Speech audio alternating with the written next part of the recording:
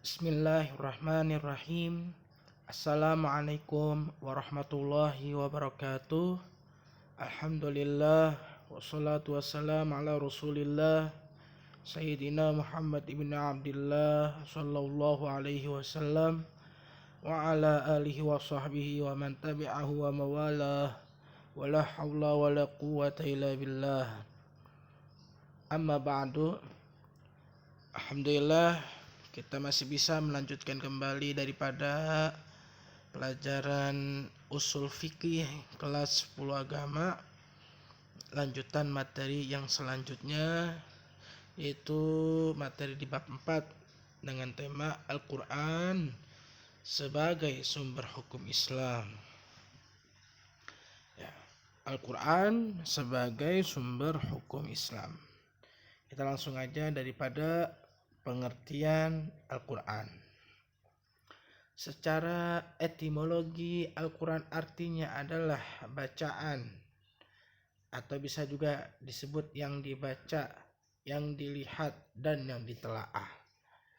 Penambahan al pada awal kata memiliki makna kekhususan tentang sesuatu yang dibaca, yaitu bacaan yang diyakini sebagai wahyu Allah Subhanahu wa ta'ala. Sedang penambahan huruf alif dan nun pada akhir kata memiliki makna bahwa bacaan tersebut adalah sempurna. Sedangkan secara terminologi terdapat beberapa definisi yang dikemukakan oleh beberapa ulama sebagai berikut. 1. Menurut ulama usul fiqih, beliau berpendapat bahwasanya Al-Quran adalah firman Allah Ta'ala yang diturunkan kepada Nabi kita Muhammad sallallahu alaihi wasallam wa baraka alaihi wa ala alihi.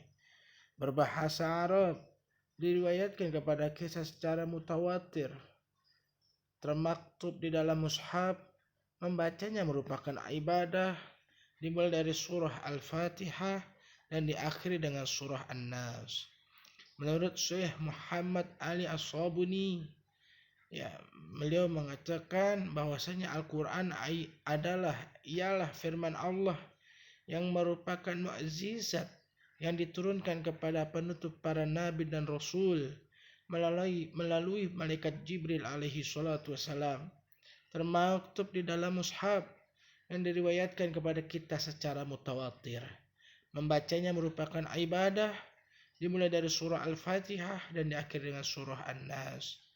Menurut Syekh Ali Hasbullah, beliau berkata bahwasanya Al-Quran ialah firman Allah yang diturunkan kepada Nabi Muhammad SAW, berbahasa Arab yang nyata sebagai penjelasan untuk kemaslahatan manusia di dunia wal akhirah dan di akhirat.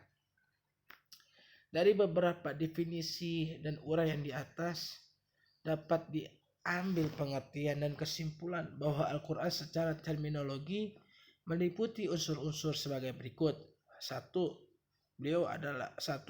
Al-Quran merupakan kalamullah, firman Allah. 2. Dengan perantara malaikat Jibril. 3. Diturunkan kepada Nabi Muhammad sallallahu alaihi wasallam wa baraka alaihi wa alihi.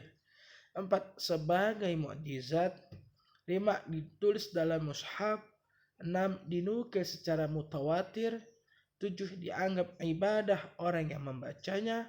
8. Dimulai dengan surah Al-Fatihah dan ditutup dengan surah An-Nas.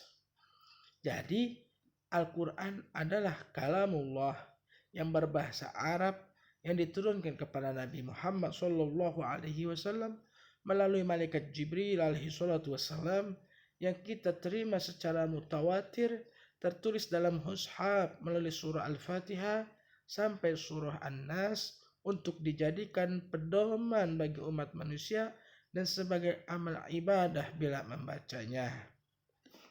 Itu adalah pengertian daripada pengertian menurut istilah atau terminologi. Sekarang kita lanjut ke pembahasan selanjutnya, yaitu tentang kehujahan Al-Quran. Adapun yang menjadi dasar kehujahan Al-Quran sebagai sumber hukum Islam atau dalil syara' terkandung dalam ayat Al-Quran yang menyuruh umat manusia mematuhi Allah Subhanahu wa ta'ala. Hal ini disebutkan lebih dari 30 kali dalam Al-Quran. Perintah mematuhi Allah Subhanahu wa Ta'ala itu berarti juga perintah mengikuti apa-apa yang difirmankannya di dalam Al-Quran. Di antara dasar-dasar tersebut adalah sebagai berikut. Yang pertama, Quran Surah Al-Maidah ayat 44, yang artinya barang siapa yang tidak memutuskan menurut apa yang diturunkan Allah, maka mereka itu adalah orang-orang yang kafir. Lalu Quran Surah Al-Maidah ayat 48, dan kami telah turunkan kepada Al-Quran dengan membawa kebenaran, membenarkan apa yang sebelumnya, yaitu kitab-kitab diturunkan sebelumnya, dan batu ujian terhadap kitab-kitab yang lain itu. Maka putuskanlah perkara mereka menurut apa yang Allah turunkan, dan janganlah kamu mengikuti hawa nafsu mereka dengan meninggalkan kebenaran yang telah datang kepadamu. Lalu juga di Quran Surah An-Nisa ayat 105. Sesungguhnya kami telah menurunkan kitab kepadamu dengan membawa kebenaran, supaya kamu mengadili antara manusia dengan apa yang telah Allah wahyukan kepadamu. Dan janganlah kamu menjadi penentang orang yang tidak bersalah karena membela orang-orang khianat. Lalu di dalam hadis Nabi Muhammad SAW dari Amr bin Auf radhiyallahu anhu, Sayyidina Amr bin Auf radhiyallahu anhu berkata bahwasanya Rasulullah SAW bersabda, aku tinggalkan dua perkara untuk kalian semua yang kalian tidak akan tersesat selagi kamu berpegang teguh kepada keduanya, yaitu berupa kitabullah wa sunnatun Nabi Muhammad SAW dan sunnahku. Hadis riwayat Malik. C. Macam-macam hukum dalam Al-Quran. Secara garis besar, hukum-hukum dijelaskan dalam Al-Quran terbagi kepada 3 kelompok. Yang pertama, hukum akidah. Yang kedua, hukum tentang akhlak. Dan yang ketiga, hukum tentang amaliyah atau muamalah.